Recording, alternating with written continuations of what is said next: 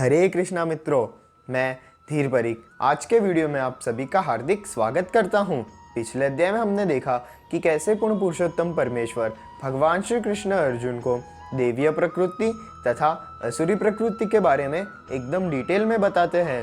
अब इस अध्याय में भगवान हमें श्रद्धा के बारे में बताएंगे, इसीलिए इस अध्याय का नाम श्रद्धा का विभाग है। इस अध्याय के स्टार्टिंग में मित्रों, अर्जुन भगवान श्री कृष्ण से सवाल करते हैं कि हे केशव, ये जो भक्त है वो अगर ये जो रिचुअल्स है वो फॉलो ना करे और अपने खुद के तरीके से ही भक्ति करे तो उसे किस भक्ति में माना जाएगा, रजोगुण, तमोगुण या सतोगुण। तो भगवान श्री कृष्ण इसका उत्तर देते हुए कहते हैं कि जैसे प्रकृति के तीनों गुण मनुष्य को कंट्रोल में करते हैं, वैसे मनुष्य की जो भक्ति होती है वो भी 3 गुण की होती है, सतोगुणी, रजोगुणी, तमोगुणी। जो सतोगुणी होती है भक्ति, वो भक्ति में देवों को पूजा जाता है। जो रजोगुणी भक्ति होती है उसमें असुरों को पूजा जाता है, और जो तमोगुणी भक्ति होती है उसमें भूत प्रेत को पूजा जाता है। फिर भगवान हमें कहते हैं कि जो लोग दंभ तथा अहंकार में आके शास्त्रों के विरुद्ध अगर कठोर तप करते हैं तो वो लोग काम वासना तथा आसक्ति से प्रेरित होते हैं।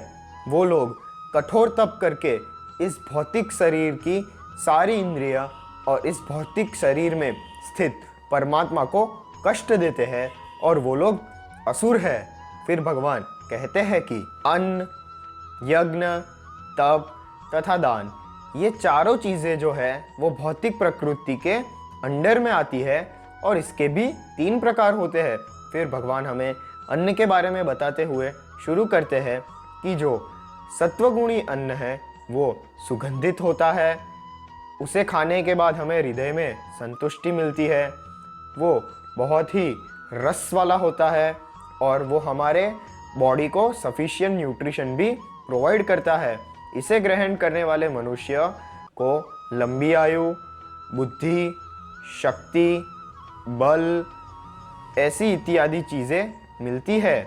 फिर भगवान हमें रजोगुणी भोजन के बारे में बताते हैं कि रजोगुणी भोजन जो होता है वो तीखा होता है, फीका होता है, बहुत ही खट्टा होता है, गर्म होता है, और इसको ग्रहण करने के बाद हमारे पेट में एसिडिटी जैसा होता है।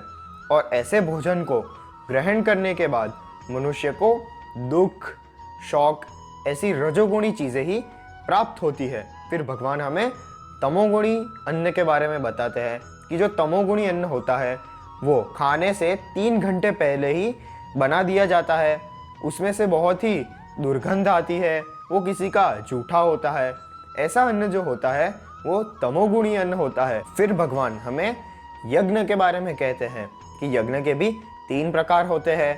तो जो यज्ञ एकदम परफेक्ट रिचुअल्स के साथ किया गया हो और जिसको करने के बाद हमें किसी भी फल की आकांक्षा ना हो, वो यज्ञ सत्वगुणी यज्ञ है। जो यज्ञ किसी दुन्वीय लाभ के लिए किया गया हो, गर्व के लिए किया गया हो, वो यज्ञ रजोगुणी यज्ञ है।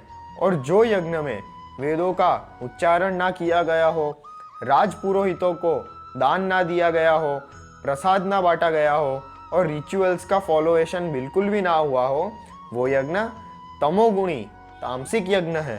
फिर भगवान हमें तप के बारे में कहते हैं कि जिस तप में परमेश्वर, ब्राह्मण, माता पिता तथा माता पिता के समान या उनसे वृद्ध लोगों का पूजा अर्चना करके तथा अपने जीवन को सादगी पूर्वक ब्रह्मचर्य का पालन करते हुए, पवित्रता मेंटेन करते हुए तप किया जाए, वो तप शारीरिक तप है।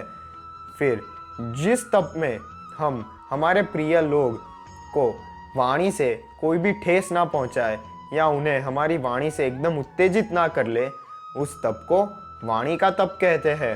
फिर भगवान हमें मन के तप के बारे में कहते हैं कि अगर कोई अपने मन को कंट्रोल में रखे, आत्मा संयमी हो, आत्मा संतोषी हो, ये सारी क्वालिटीज़ मन के तप की है। और अगर कोई ये तीनों तप, शारीरिक, वाणी का तप तथा मन का तप, ये तीनों तप अगर कोई करता है तो उसे सात्विक तप माना जाता है। फिर भगवान हमें कहते हैं कि जो तप दंभ पूर्वक किया गया हो, सम्मान प्राप्त करने के लिए किया गया हो, वो तप रजोगुणी तप है और ऐसे तप बड़े ही चंचल और अशाश्वत तप होते हैं। फिर जो तप दूसरों को हानि पहुंचाने के लिए किया गया हो, मूर्खामीवश अपने ही शरीर को कष्टता देके जो तप किया गया हो, वो तप तमोगुणी तप है। फिर भगवान हमें दान के बारे में कहते हैं। भगवान कहते हैं कि जो दान कर्तव्य समझ के किया गया हो, बिना फल की आशा रखे हुए किया गया हो, योग्य स्थान पे योग्य समय पे अच्छे पात्र को दिया गया हो, वो दान सात्विक दान है। जो दान कर्म फल की आशा रख के दान दिया हो, या फिर हमारी मर्जी या फिर किसी भी मनुष्य की मर्जी ना हो और उसने दान दिया हो, ऐसे दान को रजोगुणी दान कहते हैं। फिर जिस दान को अपवित्र जगह पर दिया हो, ना समय ढंग का हो ना स्थान ढंग का हो, अगर दान करते समय सामने वाले व्यक्ति को सम्मान ना दे या उस पर ध्यान ना दे, ऐसे दान को तमोगुणी दान कहा जाता है। फिर भगवान कहते हैं कि सर्जन की शुरुआत ओम ततः सतः से होती है। इन 3 शब्द से ही सारे सर्जन की शुरुआत होती है। ब्रह्म प्राप्ति के लिए हमेशा हमें वैदिक रिचुअल्स को फॉलो करना चाहिए और उन्हीं के मुताबिक हमें अन्न ग्रहण करना चाहिए, तप करना चाहिए, यज्ञ करना चाहिए तथा दान करना चाहिए।